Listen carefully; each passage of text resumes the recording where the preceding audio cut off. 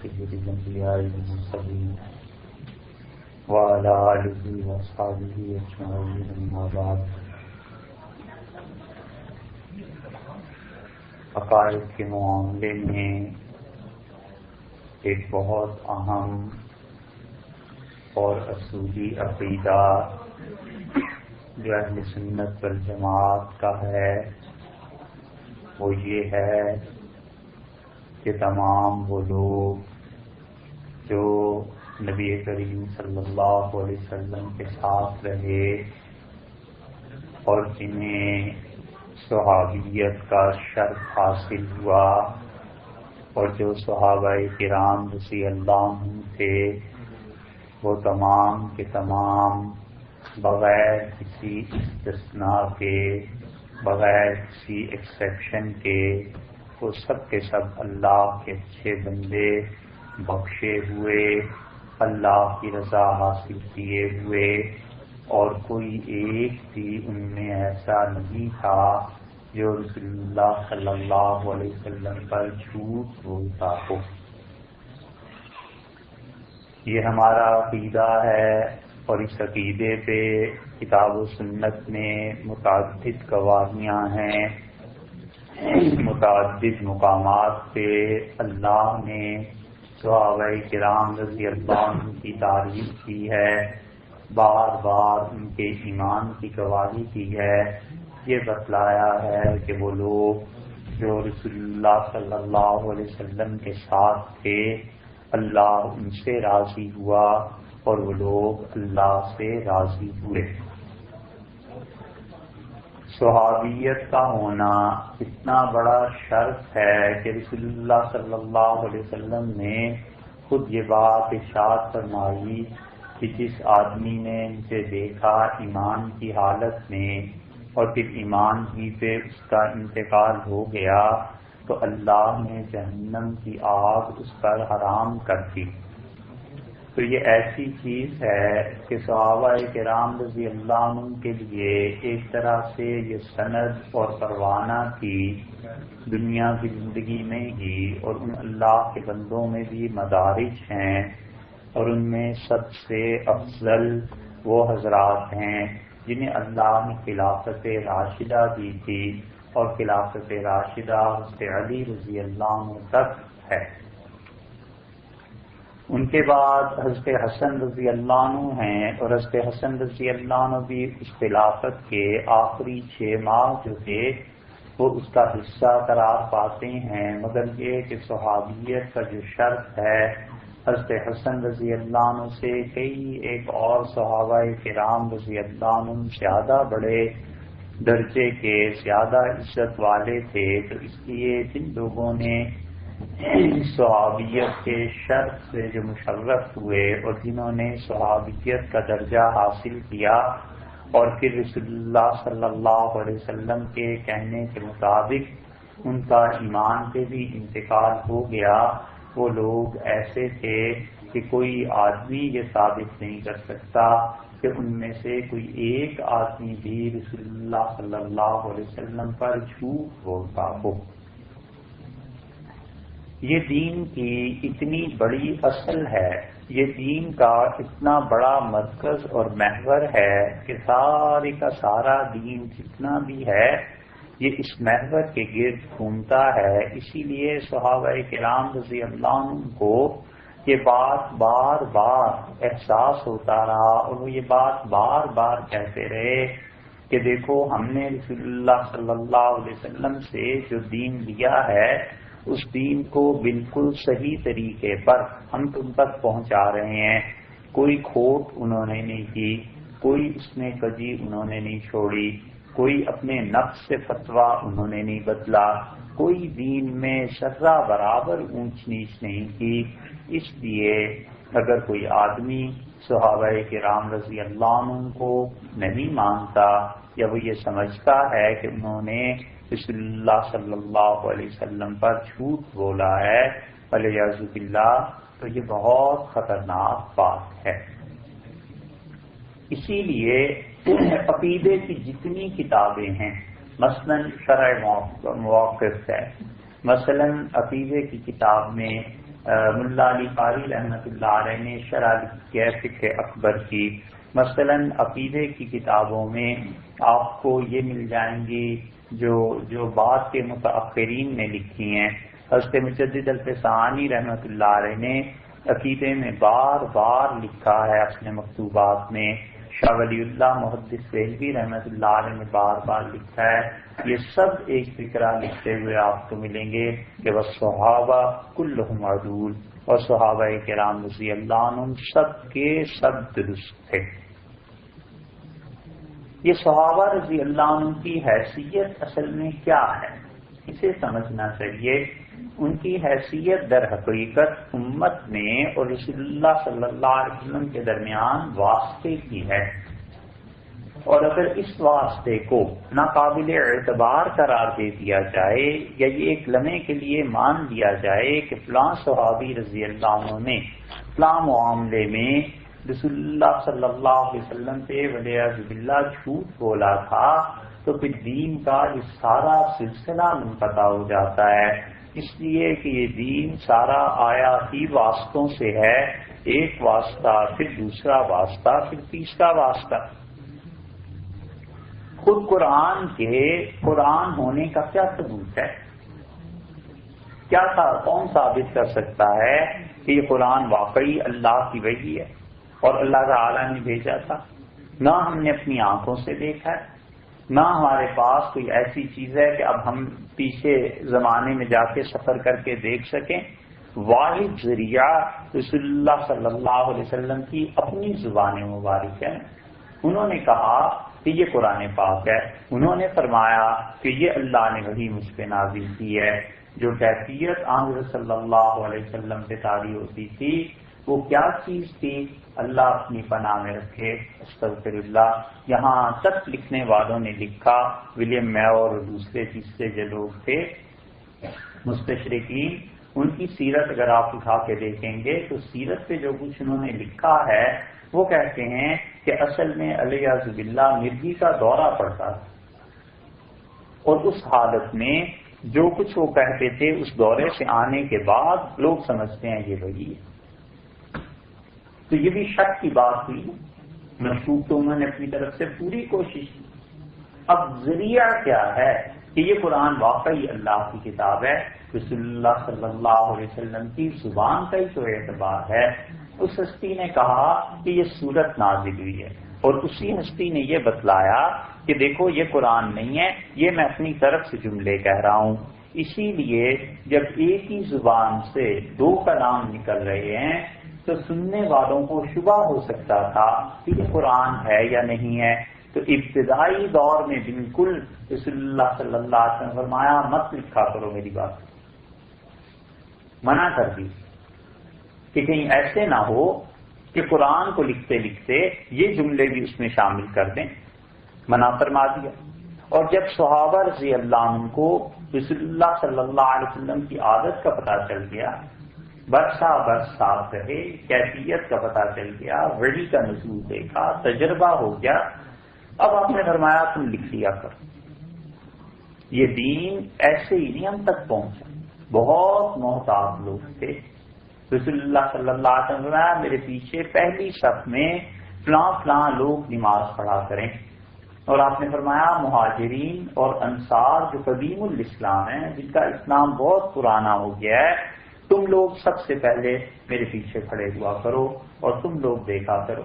اور رسول اللہ صلی اللہ علیہ وسلم نے فرمایا ایک موقع پہ آپ نے فرمایا اب میری عمر زیادہ ہو گئی ہے اور گھٹنے جو ہیں ان کی وجہ سے اٹھنے میں مجھے دقت ہوتی ہے، تو دیکھو جب تک تم لوگ دیکھ نہ لو کہ میں اٹھ کے کھڑا ہو گیا ہوں نماز میں، مت کھڑے ہوا کرو. یہ ساری چیزیں کہ فلاں آدمی قریب رہے، فلاں آدمی قریب رہے، یہ اسی لیے تو تھا کہ یہ دین مکمل اور محفوظ طریقے پر آگے کو چلا سکے. عمر ابن میمون رحمۃ اللہ علیہ کہتے تھے کہ میری کبھی ہمت نہیں ہوئی کہ حضرت عمر رضی اللہ عنہ کے پیچھے پہلی صف میں کھڑے ہو کے نماز پڑھوں. روب ان کا اتنا تھا.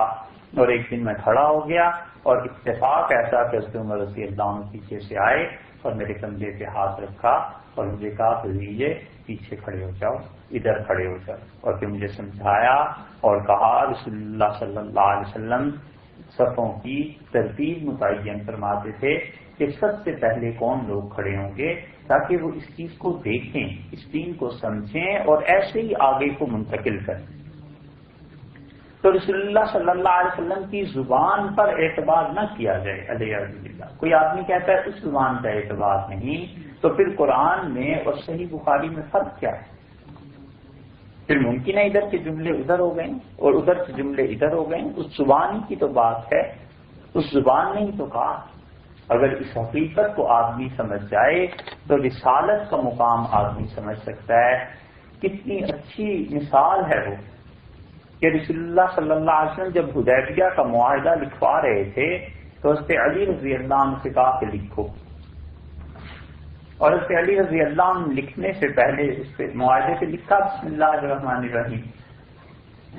تو کفار مکہ جو تھے انہوں نے اعتراض کیا، انہوں نے کہا ہم نہیں جانتے یہ رحمان الرحیم کون، جو قدیم سے دستور چلا آتا ہے جس میں اللہ کے نام سے شروع کرتے ہوئے بس یہ لکھو، لکھ دیا۔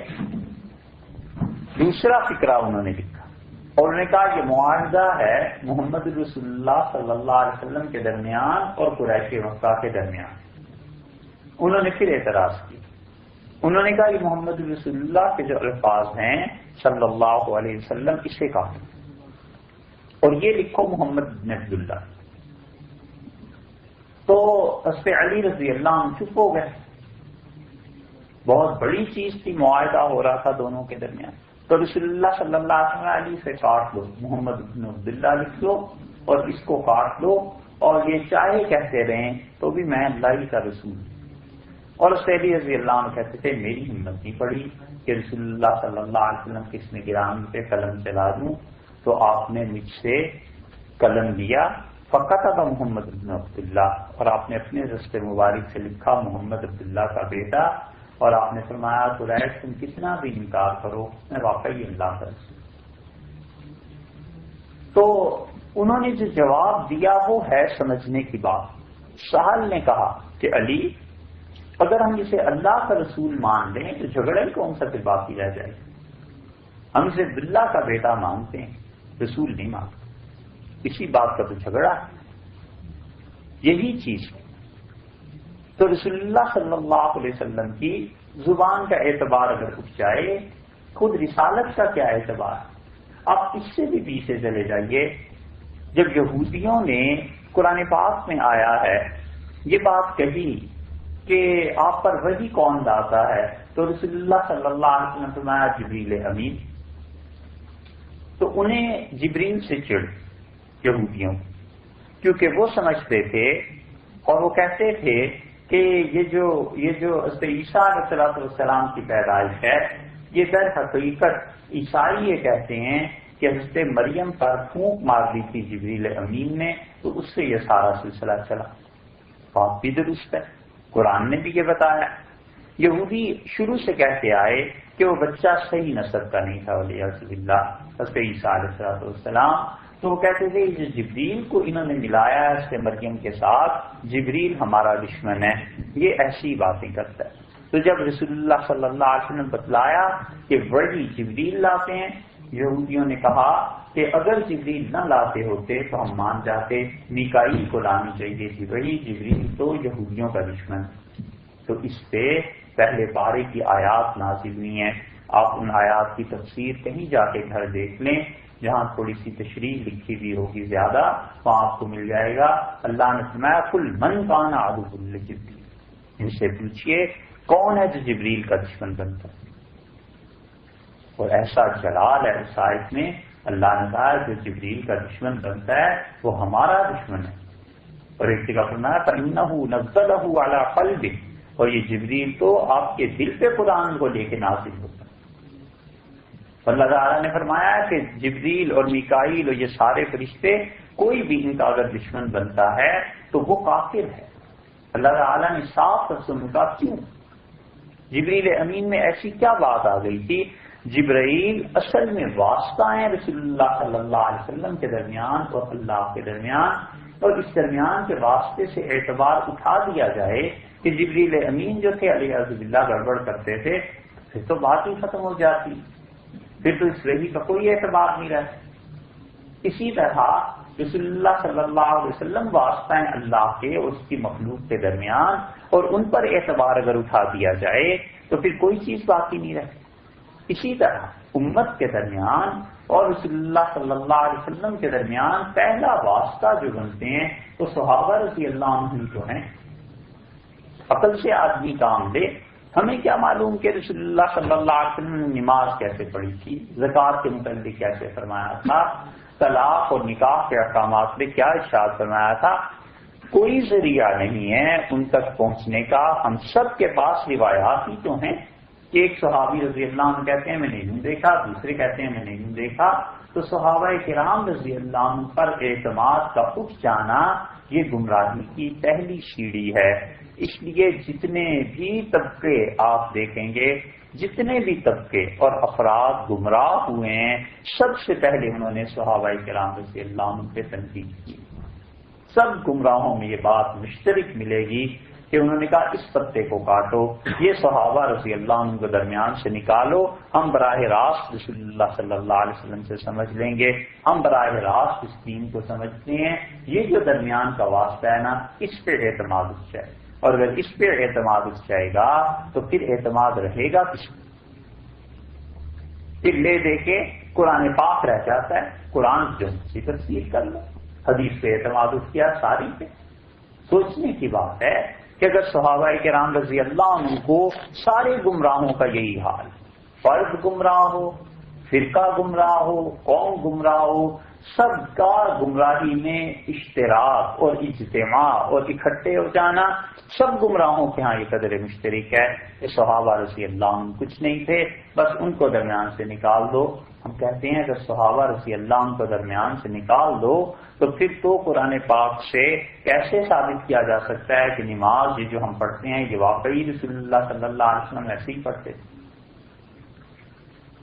اگر صحابہ رضی اللہ عنہ کو نکال دیا جائے تو حدیث پہ تو اعتماد رہا نہیں، پھر کیسے پتا چلے گا کہ زکوٰۃ کتنی دینی ہے اور کتنی نہیں دینی؟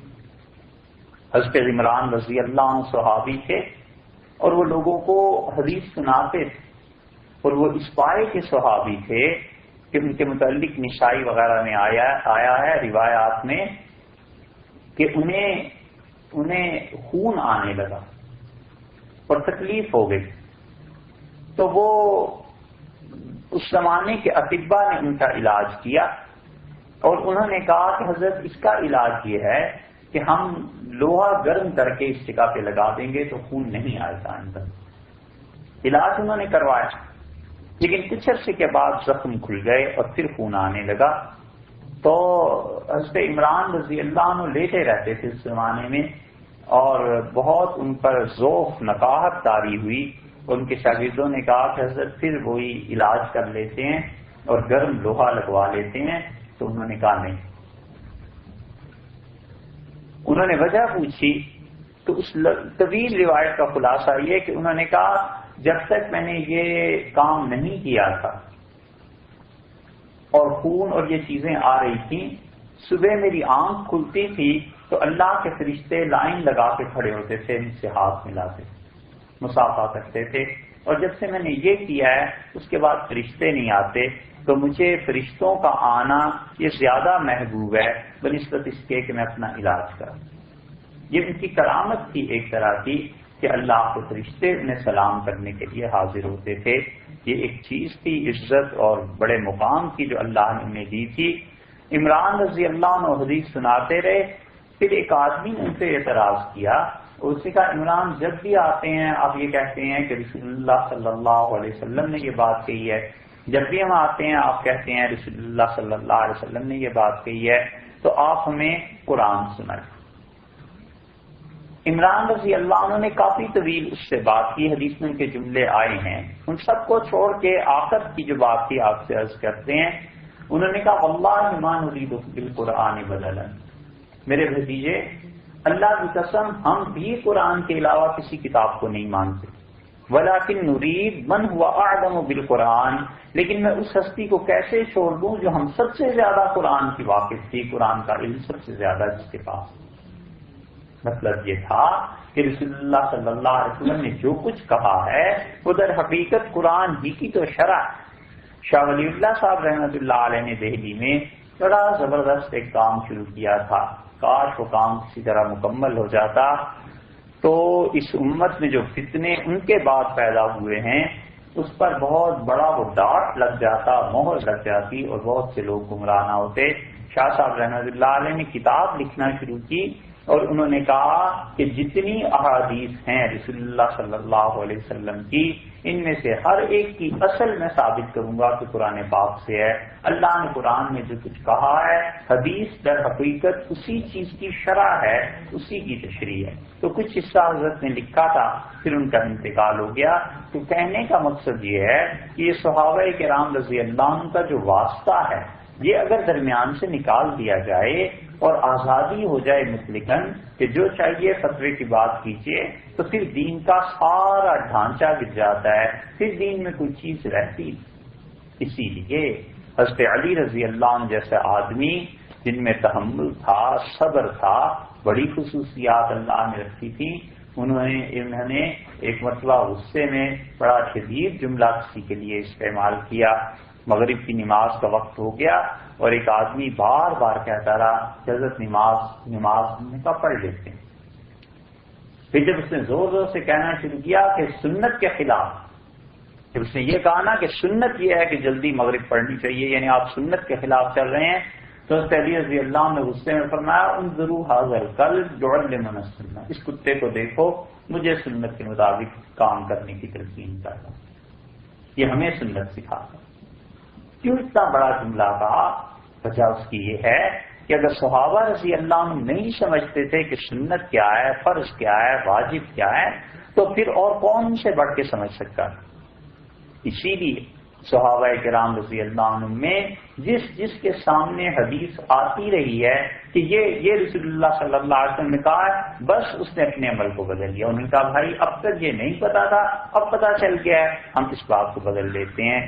جابر ابن عبداللہ رضی اللہ عنہ گئے مدینہ منورہ سے اور مصر گئے اور جا کر دروازہ کھٹکھٹایا ایک صحابی رضی اللہ عنہ کا، وہ نیچے آئے اپنے گھر سے اور بڑی خوشی سے ملے اور انہوں نے کہا جابر بیٹھیے، آپ کیسے آئے؟ انہوں نے کہا میں نے سنا ہے تمہارے پاس رسول اللہ صلی اللہ علیہ وسلم کا ایک فیصلہ ہے قتل کے معاملے سے۔ انہوں نے کہا ہاں میں آپ کو بتاتا ہوں، لیکن انہوں نے کہا بالکل نہیں، میں نہیں چاہتا جابر کی نیت خراب ہو، میں صرف ایک حدیث ہی سننے تم سے آیا تھا، تم مجھے بتاؤ پھر میں واپس چلتا ہوں۔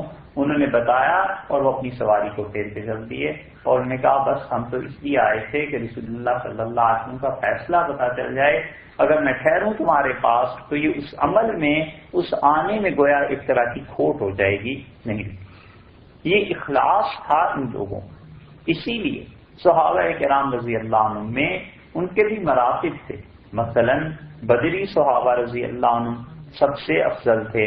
رسول اللہ صلی اللہ علیہ وسلم نے ان کے متعلق یہ بات ارشاد فرمائی کہ کوئی آدمی جو بدر میں شریک تھا اللہ نے اس پہ جہنم حرام کر، اور آپ نے فرمایا ایک مرتبہ کہ اللہ نے آسمان سے نیچے کی طرف دیکھا، جھانکا، اور اللہ نے کہا کہ بدر والو تم جو مرضی کرتے رہو آج کے بعد، اور ہم نے تمہارے سارے گناہ معاف کر۔ یہ بدری صحابہ رضی اللہ عنہ جو تھے ایسے لوگ تھے کہ ان کی مثال نہیں مل سکتی۔ صحابہ کرام رضی اللہ عنہ ان کی بڑی عزت کرتے تھے۔ اسی لیے حضرت علی رضی اللہ عنہ کی خلافت پر جب اعتراض ہوا ہے تو حضرت علی رضی اللہ عنہ نے کہا، انہوں نے لوگوں سے کہا، انہوں نے کہا اللہ کی قسم کوئی شخص ایسا نہیں ہے جو بدر میں رسول اللہ صلی اللہ علیہ وسلم کے ساتھ ہو اور آج زندہ ہو اور اس نے علی کے ہاتھ پہ بیٹھ کر، انہوں نے شورا کو بدری صحابہ رضی اللہ عنہ کا گویا قرار دیا کہ صحابہ رضی اللہ عنہ سارے کے سارے بدری وہ میرے ہاتھ پہ بیٹھ ہوئے ہیں، اس لیے میری خلافت منعقد ہے۔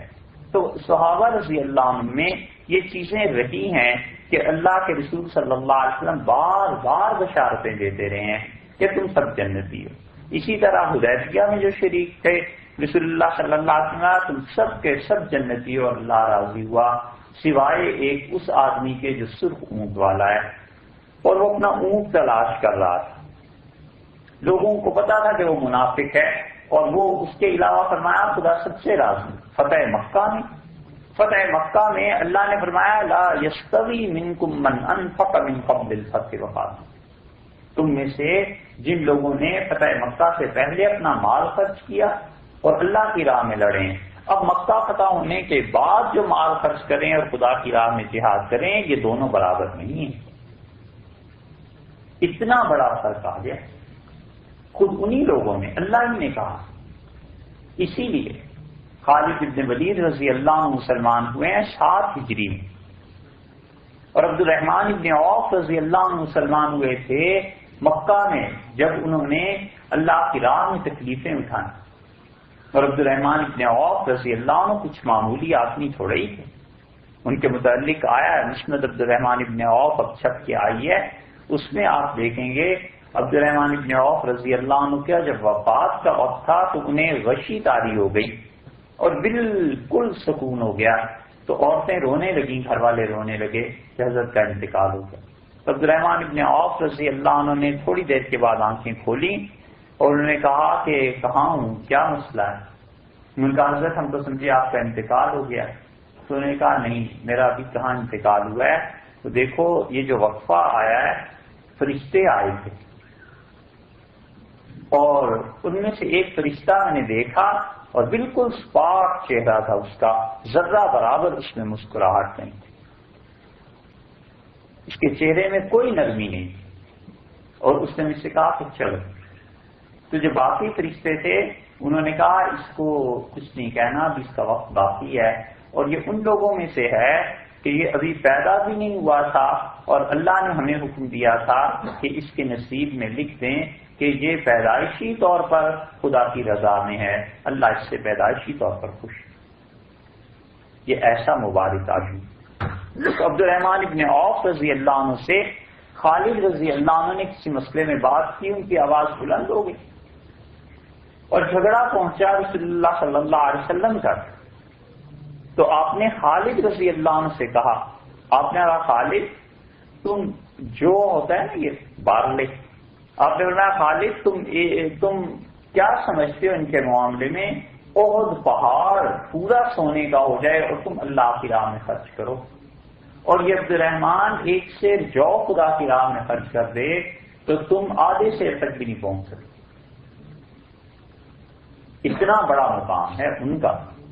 حالانکہ دونوں صحابی ہیں، خالد بن ولید رضی اللہ عنہ کی خدمات کیا کچھ کم ہے، لیکن رسول اللہ صلی اللہ علیہ وسلم بتلایا ہے کہ جن لوگوں نے اللہ کی راہ میں مار کھائی، اسی لیے قرآن میں آیا ہے اللہ نے کہا وضو فی سبیلی، اور جن لوگوں کو میری راہ میں تکلیف دی گئی، تو جن کو تکلیف دی گئی ہجرت سے پہلے، فتح مکہ سے پہلے، ان کا مقام اور بلند، اور پھر وہ لوگ جو فتح مکہ میں، اور پھر اس کے بعد وہ لوگ جو آخر پہ آئے ہیں جب رسول اللہ صلی اللہ علیہ وسلم نے آخری حج ادا فرمایا ہے اس موقع۔ اسی طرح امہات المومنین ہیں، رسول اللہ صلی اللہ علیہ وسلم کے ازواج مطہرات ہیں۔ علماء امت میں اس پہ اختلاف ہوا کہ سب سے افضل کون ہے، اکثر اس طرف گئے ہیں کہ حضرت خدیجہ رضی اللہ عنہا سب سے افضل ہیں، اور اس کی وجہ وہ کہتے ہیں کہ رسول اللہ صلی اللہ علیہ وسلم نے فرمایا کہ میرے پاس جبریل آئے اور انہوں نے کہا کہ یہ آ رہی ہیں آپ کی اہلیہ سالن لے کے اور پانی لے کے، آپ کا کھانا لے کے، اور جب یہ آپ کے پاس پہنچیں تو آپ انہیں کہیے کہ اللہ نے انہیں سلام بھیجا، اور اس پہ خدیجہ رضی اللہ عنہا کو اللہ نے سلام بھیجا، اور رسول اللہ صلی اللہ علیہ وسلم خدیجہ یہ جبریل ہیں اور کہتے ہیں کہ اللہ نے تمہیں سلام بھیجا ہے، سلام کیا اللہ تعالیٰ نے تمہیں، اور کہا ہے کہ ہم نے تمہارے لیے جنت میں ایک ایسا محل تعمیر کیا ہے لا صخب فیہا، جس میں کوئی شور شرابہ جھگڑا کچھ نہیں ہے، اور وہ ایک ہی موتی میں پورے کا پورا محل۔ اور سے عائشہ رضی اللہ عنہ رسول اللہ صلی اللہ علیہ وسلم جبریل تمہیں سلام کہتے ہیں، یہ بھی صحیح حدیث ہے۔ محدثین کہتے ہیں تو کہا کہ اللہ تعالیٰ نے سلام بھیجا، اور یہ سے عائشہ رضی اللہ عنہ کے ساتھ نہیں ہوا، اس لیے وہ سب سے زیادہ افضل ہے۔ کچھ حضرات کا خیال یہ ہے کہ وہ کہتے ہیں اگر امت میں نفع کے اعتبار سے دیکھا جائے تو جتنا سے عائشہ رضی اللہ عنہا سے فائدہ ہوا ہے اتنا فائدہ ادھر تو نہیں ہوا کہ خدیجہ رضی اللہ عنہا سے. اس لیے وہ کہتے ہیں اس اعتبار سے حضرت عائشہ رضی اللہ عنہا سب سے افضل ہیں. اکابر صحابہ رضی اللہ عنہ کو جس فتوے پہ اختلاف ہو جاتا تھا بارہا ایسے ہوا ہے کہ وہ رسول اللہ صلی اللہ علیہ وسلم کے در دولت سے حاضر ہوئے, اس گھر میں گئے اور اس سے عائشہ رضی اللہ عنہا نے تصریح کی. انہوں نے کہا یہ فتویٰ ٹھیک ہے, یہ میں نے دیکھا ہے رسول اللہ صلی اللہ علیہ وسلم کو عمل کرتے. بڑا مقام ہے ان لوگوں کا, بہت بڑا مقام اللہ نے انہیں دیا ہے. اب ایسے لوگ پیدا ہو گئے جو کہتے ہیں کہ عائشہ رضی اللہ عنہ کی روایات فلاں ضعیف, فلاں ایسا, فلاں ایسا.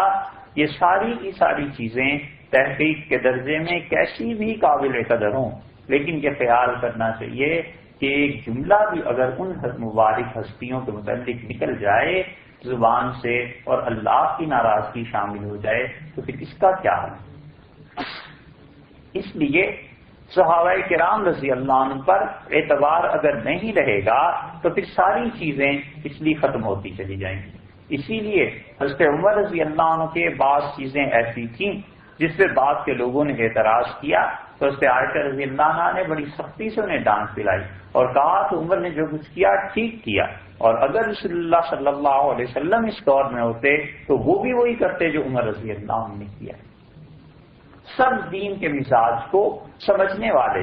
حضرت عثمان رضی اللہ عنہ جب خلافت آئی ہے تو حضرت عثمان رضی اللہ عنہ کے قتل میں کوئی ایک صحابی رضی اللہ عنہ بھی شریک نہیں.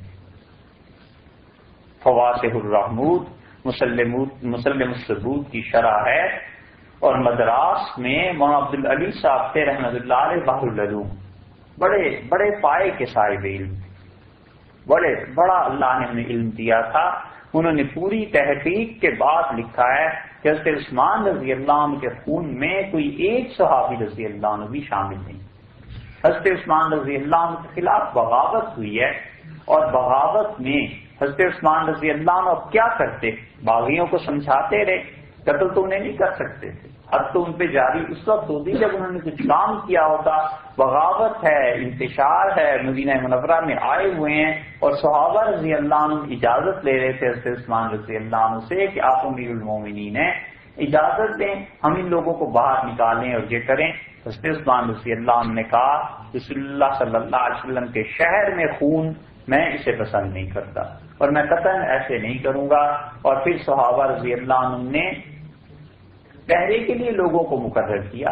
حضرت حسن رضی اللہ عنہ جیسے اچھے لوگ یہ سب پہرے میں تھے, اور پھر اچانک کیا ہوا ہے کچھ باغی اندر گئے, اور وہ جو باغی اندر گئے ہیں ان میں حضرت محمد بن ابو بکر رضی اللہ عنہ کا بھی نام ہے کہ وہ حضرت ابو بکر رضی اللہ عنہ کے صاحبزادے تھے, اور حضرت عثمان رضی اللہ عنہ نے ان سے کچھ کہا اور وہ شرم کھا کے اور شرمندہ ہو کے باہر نکل گئے. ان کا بھی اس خون میں ہاتھ نہیں تھا, توبہ کر لی تھی انہوں نے. اور وہ اور اتنے یہ حضرت علی رضی اللہ عنہ کے بھی صاحبزادے تھے. ان کی والدہ جو تھیں اسماء بنت عمیس, ان کا نکاح حضرت بکر رضی اللہ عنہ سے پہلے ہوا. اسماء رضی اللہ عنہ کا نکاح سب سے پہلے تو حضرت جعفر رضی اللہ عنہ سے ہوا. جعفر رضی اللہ عنہ کی شہادت ہوئی تو اس کے بعد ان کا نکاح ہوا تھا حضرت بکر رضی اللہ عنہ سے. حضرت بکر رضی اللہ عنہ کے انتقال کے بعد ان کا نکاح ہوا ہے حضرت علی رضی اللہ عنہ سے. حضرت علی رضی اللہ عنہ کی شہادت کے بعد چوتھے نکاح کے لیے ان کے حضرت معاویہ رضی اللہ عنہ نے پیغام انہیں بھیجا تھا, تو انہوں نے کہا بہت عمر ہو گئی ہے, اب میں اس معاملے کو نہیں کرنا چاہتی. اور اس پیغام کے بھی کوئی 20 دن بعد ہی ان کا انتقال ہو گیا. تو حضرت اسماء رضی اللہ عنہ کے بیٹے تھے یہ, لیکن والد ان کے حضرت بکر رضی اللہ عنہ. اسی طرح حضرت علی رضی اللہ عنہ کی بھی ایسی اولاد ہے جن کی ماں تو یہی ہے لیکن والد حضرت علی رضی اللہ عنہ. یہ جعفر رضی اللہ عنہ جو ان کے شوہر تھے ان کی بھی اولاد ہے لیکن ماں یہی ہے, باپ الگ ہے. تو محمد بن ابو بکر بڑے عبادت گزار آدمی, بہت بہت اللہ کو یاد کرنے والے تھے. حضرت علی رضی اللہ عنہ کی عبادت کی تعریف کرتے تھے. مگر حضرت عثمان رضی اللہ عنہ کو جو خون ہوا ہے کوئی ان کا ہاتھ نہیں تھا، صحابہ کرام رضی اللہ عنہ میں سے کوئی آدمی اس خون میں شریک نہیں تھا، بس کچھ اچٹکے تھے، فاسق لوگ تھے، گئے اور جا کے حضرت عثمان رضی اللہ عنہ کی شہادت ہوئی۔ حضرت عثمان رضی اللہ عنہ کی شہادت کے بعد پورے عالم اسلام میں کوحرام برپا ہو گیا کہ امیر المومنین کو شہید کر دیا۔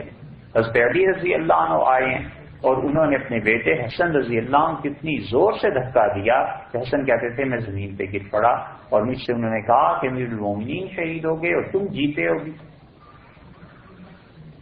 اور سارے مدینہ منورہ لوگ افسوس کا اظہار کر رہے تھے۔ جیسے عائشہ رضی اللہ عنہ حج کو گئی ہوئی اور انہیں وہاں اطلاع ملی تو انہوں نے کہا کہ عثمان ایسے آدمی ہیں کہ ان کے خون پہ حدیبیہ میں بیعت کی گئی تھی اور ہمیں عثمان کے خون کا بدلہ لینا ہے۔ وہاں پہ حضرت طلحہ، حضرت زبیر اس وقت یہ مدینہ منورہ میں تھے، اور حضرت طلحہ اور حضرت زبیر رضی اللہ عنہ نے حضرت علی رضی اللہ عنہ سے بیعت کی۔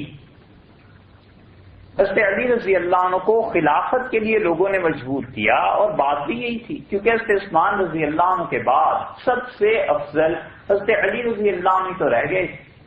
اب اندازہ کریں، لوگ بیچ میں سے بات کو لے لیتے ہیں۔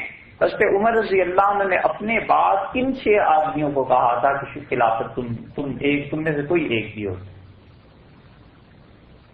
انہوں نے حضرت عثمان رضی اللہ عنہ کو کہا تھا، وہ شہید ہو گئے۔ طلحہ، زبیر، علی اور سعد رضی اللہ عنہ یہ رہ گئے 4، اور عبد الرحمن ابن عوف رضی اللہ عنہ کا 32 ہجری میں انتقال ہو گیا، اور عبد الرحمن ابن عوف رضی اللہ عنہ نے پہلے ہی کہہ دیا تھا کہ میں خلافت میں نہیں آؤں گا کبھی، اور انہوں نے ہی حضرت عثمان رضی اللہ عنہ کی خلافت منعقد کی۔ باقی رہ کون گیا تھا؟ طلحہ اور زبیر اور علی اور سعد رضی اللہ عنہ کے 4 رہ گئے تھے۔ سعد رضی اللہ عنہ تو پہلے بھی ایک طرف ہو گئے تھے، انہوں نے کہا میں خلافت کے معاملے میں نہیں پڑتا، اور طلحہ اور زبیر رضی اللہ عنہ انہوں نے بھی انکار کر دیا، لے دے کے اکیلے حضرت علی رضی اللہ عنہ رہے، اور حضرت علی رضی اللہ عنہ کو سب صحابہ رضی اللہ عنہ نے کہا کہ آپ خلافت کے لیے بیعت لیں اور خلافت کا آغاز کریں۔ اور مشورہ جب ہوا، بہت اچھا مشورہ حضرت حسن رضی اللہ عنہ نے دیا۔ یہ عجیب دماغ تھا، لوگوں نے ان کو پڑھا نہیں، لیکن کئی مرتبہ وہ سیاسی حالات دیکھ کر جو مشورے دیتے تھے وہ مشورے بڑے ہی قابل قدر تھے۔ انہوں نے کہا ابا آپ ہرگز خلافت کی بیعت نہ لیں، آپ یہ کریں کہ اس وقت جتنے بھی گورنر جہاں جہاں بھی امراء ہیں ان سب کو بلا لیں اور انہیں کہیں کہ تم بیعت کرو میرے ہاتھ پہ، پھر خلافت ہوگی، اور اگر آپ نے اس کے برعکس یہاں پر بیعت کر لی تو قیامت تک یہ جھگڑا رہے گا، لوگ کہیں گے کہ جو عثمان رضی اللہ عنہ کے قاتل تھے ان میں علی رضی اللہ عنہ بھی شامل تھے۔ علی رضی انہوں نے کہا اپنا بیعت لیں۔ حضرت علی رضی اللہ عنہ کا بیٹے میں اگر خلافت کے لیے بیعت نہیں لوں گا تو مسلمانوں کا حال تم دیکھتے ہو کیا ہوگا۔ انہوں نے کہا ابا یہ بات نہیں ہے، اگر کچھ دن خلافت نہ منعقد ہو اور خلافت نہ رہے تو کیا فرق پڑتا ہے، 1 ماہ اس میں گزر جائے گا تو امیر المومنین رضی اللہ عنہ کو جو انہوں نے گھیراؤ کیا ہوا تھا اور سب چیزیں ہو رہی تھیں وہ بھی تو وقت گزرا تھا، لیکن بدری صحابہ رضی اللہ عنہ نے بیعت کرنی چاہیے حضرت علی رضی اللہ عنہ سے، اور حضرت علی رضی اللہ عنہ نے بیعت کی، اور بیعت کے لیے جب وہ بیٹھے ہیں تو پہلا ہاتھ غالباً جس نے بیعت کی تھی وہ حضرت طلحہ رضی اللہ عنہ کا، اور طلحہ ابن عبید اللہ بڑے قابل صحابہ کرام رضی اللہ عنہ میں سے تھے۔ انہوں نے غزوہ احد میں جب ہر طرف سے تیر آ رہے تھے رسول اللہ صلی اللہ علیہ وسلم پہ تو طلحہ رضی اللہ عنہ نے اپنا ہاتھ سامنے رکھ دیا، جدھر سے تیر آتا تھا وہ اپنا ہاتھ رکھتے تھے۔ حدیث میں آیا بخاری میں شلا یدہ، ان کا سارا ہاتھ بیکار ہو، ایسے جان نثار تھے رسول اللہ صلی اللہ علیہ وسلم کے۔ تو جب انہوں نے وہ ہاتھ رکھا بیعت کے لیے تو لوگوں نے کہا کہ ایک بے جان ہاتھ نے خلافت کے لیے ہاتھ بڑھایا ہے اور یہ خلافت بے جان رہی۔ پھر حضرت زبیر رضی اللہ عنہ آئے ہیں، پھر سب لوگوں نے بیعت کی ہے حضرت علی رضی اللہ عنہ کی، اور حضرت علی رضی اللہ عنہ کی بیعت جو یہ نافذ ہوئی ہے سارے صحابہ کرام رضی اللہ عنہ جو تھے وہ اس پہ متفق تھے، اور طلحہ اور زبیر رضی اللہ عنہ نے کہا کہ اس میں وہ لوگ بھی شامل ہو گئے ہیں جو عثمان رضی اللہ عنہ کے خون میں بھی شریک تھے، بغاوت میں بھی شریک تھے، اور ہم چلتے ہیں۔ وہ پہنچے مکہ مکرمہ اور وہاں جا کے انہوں نے سے عائشہ رضی اللہ عنہ سے بات کی، ام المومنین کو بتایا کہ مدینہ منورہ میں یہ صورتحال ہے، یہ لوگ چلے ہیں بصرہ کی طرف تاکہ حضرت عثمان رضی اللہ عنہ کے قاتلین سے بدلا دیں۔ بس ان کا ایک ہی مطالبہ تھا کہ حضرت عثمان رضی اللہ عنہ کے جو قاتل ہیں ان کا ہم نے انتقام لینا ہے۔ رسول اللہ صلی اللہ علیہ وسلم نے فرمایا تھا کہ علی تمہیں 3 طرح کے آدمیوں سے لڑائی کرنی پڑے گی۔ یہ حدیث بہت جگہ پر آئی ہے، بڑی پکی سند ہے اس کی اور پکی حدیث ہے۔ رسول اللہ صلی اللہ علیہ وسلم کا علی تم میرے بعد دیکھو گے ان سے جہاد تم کرو گے جو لوگ خدا کے دین سے نکلنے والے ہیں، قرآن کی وہ تفسیر کریں گے جو تفسیر درست نہیں ہے، اور ایک جماعت ایسی تھی جن سے تم لڑو گے اور وہ باغی ہوں گے، اور ایک جماعت ایسی ہے جو لوگ ایک طرح سے حد سے نکل جانے والے ہوں گے۔ یہ حضرت علی رضی اللہ عنہ سے رسول اللہ صلی اللہ علیہ وسلم نے اتنی مرتبہ کہا تھا کہ انہیں یقین تھا یہ زندگی میں اب چیزیں پیش آنی ہیں۔ خارجیوں سے حضرت علی رضی اللہ عنہ کی جنگ ہوئی اس لیے کہ وہ انہیں کافر کہتے تھے اور کہتے تھے قرآن نکال لیا، رضی اللہ، یہ بات پہلے گزر چکی۔ دوسرا گروہ جو باغی تھے شام والے، اور شام والوں کی قیادت اس وقت حضرت معاویہ رضی اللہ عنہ کے پاس تھی، اور تیسرا گروہ یہ تھے حضرت طلحہ تھے، زبیر تھے، عائشہ رضی اللہ عنہ تھے، یہ سارے کے سارے حضرات گئے بصرہ اور حضرت علی رضی اللہ عنہ بھی پہنچے ہیں۔ اب اجتہاد کی بات تھی کہ اجتہاد کیا کیا جائے، اور انہوں نے بیٹھ کے فیصلہ سب نے یہ کیا حضرت علی رضی اللہ عنہ سمیت کہ حضرت عثمان رضی اللہ عنہ کے قاتلوں سے ہم بدلا لیں۔ حضرت عائشہ رضی اللہ عنہ نے کہا کہ ہم آپ کی خلافت کو کچھ نہیں کہتے مگر عثمان کے قاتلوں سے بدلا لیا جائے۔ انہوں نے کہا میں بدلہ لینے کو تیار ہوں، لیکن میں ان سے کیسے بدلا لوں؟ ان لوگوں سے جن لوگوں کو مجھ پہ قابو ہے، میں ان پہ قابو نہیں رکھتا۔ انہوں نے کہا آپ آئیے میرے لشکر میں آپ کو دکھاتا ہوں، اور یہ جب گئے ہیں حضرت علی رضی اللہ عنہ نے اعلان کیا کہ ہم قاتلوں سے بدلہ لیں گے عثمان رضی اللہ عنہ کے، لکھا ہے 10,000 سے زیادہ تلواریں نکل آئیں، اور انہوں نے کہا ہم سب عثمان کے قاتل۔ حضرت علی رضی اللہ عنہ نے کہا آپ لوگ میری خلافت کو منعقد ہونے دیں، خلافت جم جائے، حکومت جم جائے، حالات کچھ قابو میں آ جائیں، جس کو آپ کہیں گے گواہی سے ثابت ہو جائے کہ واقعی اس نے حضرت عثمان رضی اللہ عنہ کو شہید کیا ہے، ہم اس کو قتل کر دیں گے۔ حضرت عائشہ رضی اللہ عنہ سے یہاں تک کہا کہ ام المومنین آپ نشاندہی فرما دیں کہ فلاں فلاں نے قتل کیا ہے، ضرور اس قانون کو نافذ کریں گے۔ حضرت عثمان رضی اللہ عنہ کے خون کے لیے خود ان کے صاحبزادے یہ لوگ جتنے تھے کوئی نہیں کہہ سکتا تھا کہ رات کی تاریکی میں اس قتل میں کون کون شامل تھا، اور باغی تھے تو بغاوت پہ جب باغی رجوع کر لے اور بغاوت ختم ہو جائے اور وہ توبہ کر لے اس کو اس قانون کے تحت قتل کرتے۔ تو حضرت علی رضی اللہ عنہ نے معاہدہ کیا ان کے ساتھ اور اپنے لشکر میں واپس چلے گئے کہ خلافت قائم ہو جائے، اور پھر اس کے بعد جب بھی قاتلین کی نشاندہی ہوگی ان پہ حد جاری کی جائے گی، اور رات کے بالکل آخری حصے میں تیر چلنا شروع ہوئے ادھر سے اور ادھر سے بھی۔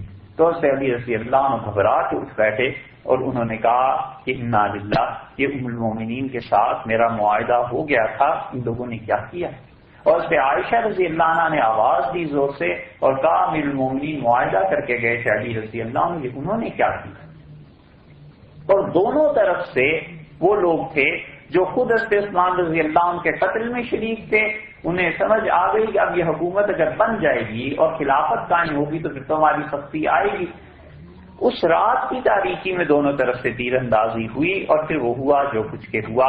حضرت علی رضی اللہ عنہ نے اعلان کیا، انہوں نے کہا کہ یہ ہمارے سامنے والے ہیں ان کو کچھ نہ کہیں، اور اگر یہ ہٹ جائیں ان کا پیچھا نہیں کیا جائے گا، اور اگر یہ انتقال ہو گیا ہم ان کا جنازہ پڑھیں گے، اور کوئی چیز ان میں سے مال غنیمت میں نہیں۔ حضرت علی رضی اللہ عنہ کے پاس ہزاروں کے حساب سے افراد کھڑے ہوئے اور انہوں نے کہا کہ ان کا مال غنیمت ہے، شور مچ گیا۔ تو حضرت علی رضی اللہ عنہ نے ایک فکرے میں انہیں ٹھنڈا کر دیا، انہوں نے کہا مال غنیمت میں باندیاں بھی آتی تھیں، اور یہاں عائشہ رضی اللہ عنہ ہیں، تم میں سے کوئی اس بات کے لیے تیار؟ تب جا کے ان لوگوں کو شرم آئی، اور وہ چپ ہوئے. حضرت علی رضی اللہ عنہ بڑھے آگے اور انہوں نے جا کے زبیر رضی اللہ عنہ کو پکڑ لیا اور کہا زبیر تمہیں یاد ہے رسول اللہ صلی اللہ علیہ وسلم نے یہ بات کہی تھی کہ علی تمہارا کیا حال ہوگا جب زبیر تمہارے مقابلے میں آئے گا. ہم نے اور تم سے کہا تھا کہ زبیر تم واپس چلے جانا, تم اس دن حق پہ نہیں ہوگی. حضرت زبیر رضی اللہ عنہ نے کہا کہ علی اب آپ نے یاد دلایا, واقعی یہ رسول اللہ صلی اللہ علیہ وسلم نے کہا تھا میں واپس چلتا ہوں, اور سب چیزیں چھوڑ کے وہ واپس چل پڑے. انہوں نے کہا میں علی رضی اللہ عنہ کے مقابلے میں نہیں لڑوں گا, اور پھر کوئی تیر چلا اور حضرت زبیر رضی اللہ عنہ شہید ہو. حضرت طلحہ رضی اللہ عنہ کے پاس پہنچے حضرت علی رضی اللہ عنہ اور انہیں کہا کہ طلحہ یہ کیا ہو گیا. انہوں نے حدیث سنائی حضرت علی رضی اللہ عنہ کہ طلحہ تمہیں یاد ہے رسول اللہ صلی اللہ علیہ وسلم نے میرے حق پہ ہونے کی بات فرمائی تھی. انہوں نے کہا نہیں یاد تھی, اب یاد آ گئی, میں واپس پلٹتا ہوں. حضرت طلحہ رضی اللہ عنہ واپس گئے ہیں اور یہ حال ہو گیا حضرت طلحہ رضی اللہ عنہ کا کہ کسی نے تیر چلایا. آیا ان کا نام بھی کتابوں میں جنہوں نے یہ حرکتیں کی تھی, اور حضرت طلحہ رضی اللہ عنہ گر گئے اور گھٹنے پہ ان کے تیر لگا, تو انہوں نے گھٹنے پہ اپنا ہاتھ رکھ لیا. اب وہ ہاتھ اٹھاتے تھے تو گھٹنے سے خون بہنا شروع ہو جاتا تھا, اور رکھتے تھے تو پھول جاتا تھا. تو حضرت طلحہ رضی اللہ عنہ نے کہا کہ یہ تیر شہادت کا تیر. اور احنف ابن قیس کہتے ہیں میں پاس سے گزر رہا تھا تو انہوں نے بڑی غنودگی کے عالم میں مجھ سے کہا کہ کون ہے, تو میں نے کہا احنف. ان کا مما کس کے ساتھ ہوں؟ میں نے کہا علی رضی اللہ عنہ کی فوج میں سے ان کے ساتھ ہوں. تو انہوں نے کہا اور بڑھاؤ. میں نے ہاتھ آگے کیا تو انہوں نے اپنا دست مبارک میرے ہاتھ پہ رکھا اور انہوں نے کہا کہ میں بیعت کرتا ہوں تمہارے واسطے سے علی رضی اللہ عنہ کی خلافت کے. اور پھر انتقال ہو گیا. جب یہ بات حضرت علی رضی اللہ عنہ تک پہنچی ہے تو وہ جھومنے لگے اور کہنے لگے تم نے دیکھا اللہ نے انکار کر دیا کہ طلحہ اس وقت تک جنت میں نہیں جائے گا جب تک کہ علی کی بیعت نہیں پوری ہو جائے. ان کا تم نے دیکھا طلحہ نے بھی میری بیعت کر لی. تو طلحہ رضی اللہ عنہ کی میت پہ جب آئے ہیں حضرت علی رضی اللہ عنہ تو انہوں نے کہا کاش علی 20 سال پہلے مر گیا ہو, کاش علی کی ماں نے جنم ہی نہ دیا ہوتا. یہ طلحہ رسول اللہ صلی اللہ علیہ وسلم کے ساتھ ایسے اور ایسے تھے, اچھے تھے. یہ سارا کچھ ہوا ہے. اسی لیے یہ متفقہ عقیدہ ہے اہل سنت والجماعت کا. اس عقیدے کو سب نے لکھا ہے. یہ ہم آپ سے بڑی ذمہ داری سے عرض کر رہے ہیں کہ سب نے اس عقیدے کو لکھا ہے کہ حضرت علی رضی اللہ عنہ کے مقابلے میں جتنے بھی لوگ آئے, حضرت طلحہ ہیں, حضرت زبیر ہیں, حضرت عائشہ ہیں, حضرت معاویہ رضی اللہ عنہ, سب سے اجتہادی طور پر خطا ہوئی, غلطی ہوئی, اور ان سب کے مقابلے میں حضرت علی رضی اللہ عنہ حق ہوئی. اتنی طویل مباحث لکھی ہیں, ہزاروں صفحات لکھے ہیں, اور آخر پر نچوڑ انہوں نے یہ نکالا ہے. وہ کہتے ہیں یہ بھی گناہ گار نہیں تھے, انہوں نے اجتہاد کیا لیکن ان کا اجتہاد پورا نہیں تھا. حضرت علی رضی اللہ عنہ نے جو اجتہاد کیا وہ حضرت علی رضی اللہ عنہ کا اجتہاد بالکل پورا تھا.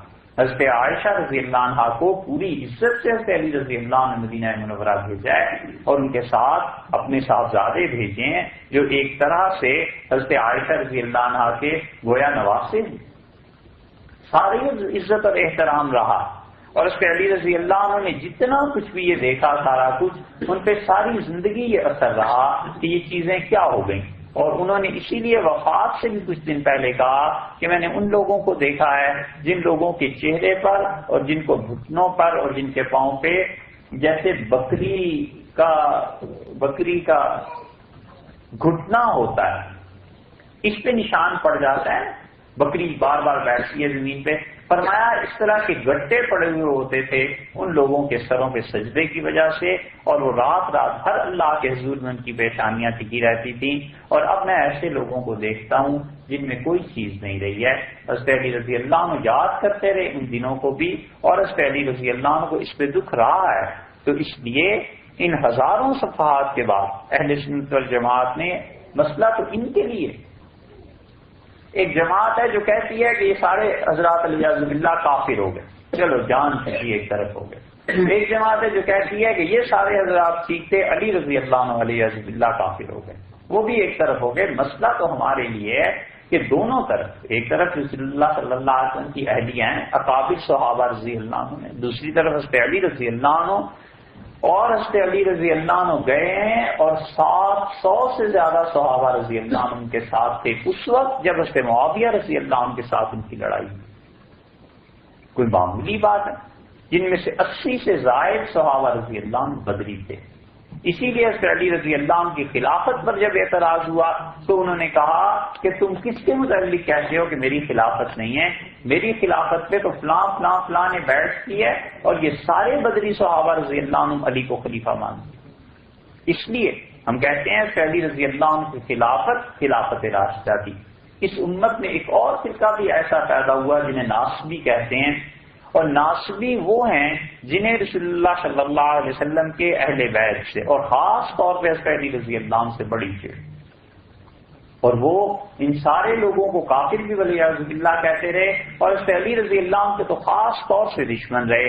شام میں ان کا بڑا اثر تھا کسی زمانے میں، تو اس لیے یہ حضرت علی رضی اللہ عنہ کے بارے میں عقیدہ صاف اپنا رکھنا چاہیے کہ ان کے مقابلے میں جو لوگ آئے ہیں ان کو گہرا ثواب ملا، اجتہاد انہوں نے کیا، ان کی نیتیں خراب نہیں تھیں، ان کے اعمال بگڑے ہوئے نہیں تھے، اللہ کے ہاں ان کی بڑی قدر تھی، منزلت تھی، لیکن غلط فہمی ہو گئی اور حضرت علی رضی اللہ عنہ کے مقابلے میں زیادہ حق پر تھے، زیادہ صحیح تھے، زیادہ سچائی پہ مبنی حضرت علی رضی اللہ عنہ کا موقف تھا۔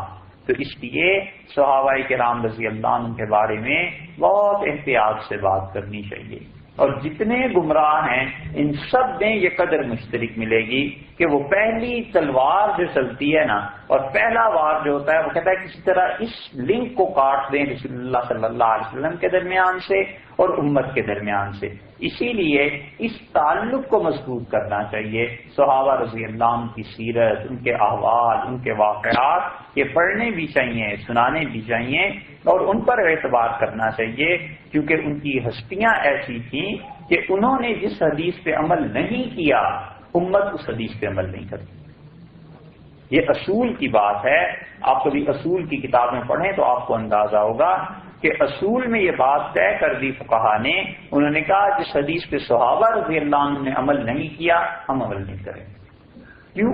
وہ کہتے تھے اس لیے کہ انہیں پتا تھا نا، وہ تو نیکی کے ہم سے زیادہ حریص تھے، نیکی ہم سے زیادہ کرنا چاہتے تھے، تو اگر کسی چیز کو انہوں نے چھوڑ دیا ہے تو کوئی نہ کوئی وجہ تو ہوگی۔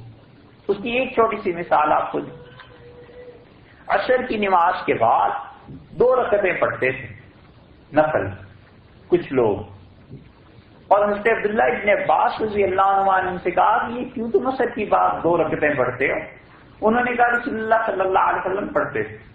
تو انہوں نے کہا اس کو معلوم کرنا ہو تو جاؤ ام المومنین ام سلمہ رضی اللہ عنہ کے یہاں تمہیں پتا چلے گا۔ وہ جب گئے تو ام سلمہ رضی اللہ عنہ نے کہا کہ تمہیں غلط فہمی ہو گئی ہے، رسول اللہ صلی اللہ علیہ وسلم کی کسی وجہ سے ظہر کے بعد کی 2 سنتیں رہ گئی تھیں، 4 فرض پڑھا کے آپ لوگوں نے اسلام قبول کرنا تھا، ادھر تشریف لے گئے، اور وہ سوال جواب اتنا لمبا سلسلہ چلا یہاں تک کہ عصر کا وقت ہو گیا۔ عصر پڑھا کے انہوں نے اسلام قبول کر لیا، عصر آپ نے پڑھائی اور گھر تشریف لائے، اور آپ نے فرمایا زندگی بھر جو 2 رکعتیں فرض نماز ظہر کی اس کے بعد پڑھتا رہا ہوں آج رہ گئی۔ اور پھر رسول اللہ صلی اللہ علیہ وسلم ساری زندگی جو باقی تھی، سال سوا سال، اس میں ظہر کی یہی 2 رکعتیں عصر کے بعد پڑھ لیا کرتے تھے کہ ایک عمل رہ گیا تو میرا یہ عمل ہوتا رہے۔ تو رسول اللہ صلی اللہ علیہ وسلم نے یہ کیا، تو انہوں نے کہا ان کی خصوصیت تھی، یہ تمہارے لیے نہیں ہے کہ تم بھی 2 رکعتیں پڑھا۔ تب سمجھ آئی اور انہوں نے چھوڑا۔ اس لیے یہ اصول کی بات کتابوں میں جنہوں نے لکھی ہے، متعدد چیزیں انہوں نے لکھی ہیں، یہ کوئی چھوٹی سی باتیں نہیں ہیں، بہت بڑی بڑی چیزیں ہیں جو آپ سن رہے ہیں۔ اصول کی کتابیں جب کوئی آدمی پڑھتا ہے تو پھر پتہ چلتا ہے کہ ان فقہا نے کام کیا کیا ہے۔ وہ اصول مرتب کرتے ہیں کہ اس اصول کے تحت یہ قانون بنے گا، اس قانون کے تحت یہ جزیات آئیں گی، ان جزیات کی یہ دلیلیں ہیں، یہ چیزیں ہیں، وہ پورا ایک نظام ہے فقہ کا، حدیث کا۔ تو اس لیے صحابہ کرام رضی اللہ عنہ کی عزت اور ان کی عظمت اور ان کے اجتہاد اور ان کے فتاوی، یہ چیزیں ان کو قدر کی نگاہ سے دیکھنا چاہیے۔ یہ تھی عقائد کے سلسلے میں بحث جو آج پوری ہو گئی۔ ہاں، ایک نشست ہے کل کی، انشاءاللہ کل بھی عقیدے پہ بات کریں۔ بہت وقت ہو گیا۔ کل انشاءاللہ پھر عقیدے پہ بات کریں.